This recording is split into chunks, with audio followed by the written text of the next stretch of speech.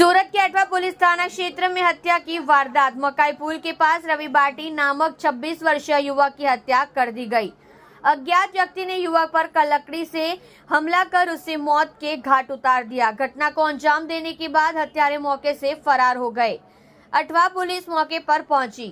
मारे गए युवक के शव को पोस्टमार्टम के लिए सूरत के नए सिविल अस्पताल में भेज दिया गया और आगे की कार्यवाही अठवा पुलिस द्वारा की जा रही है। आप देख रहे हैं माटी की आवाज न्यूज चैनल को आनंद सिंह ठाकुर के साथ।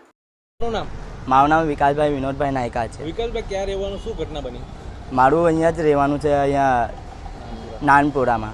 શું ઘટના બની? શું ઘટના કઈ કોઈ મારેલો છે ને? કોને મારેલું છે? કોણ છે તમારા?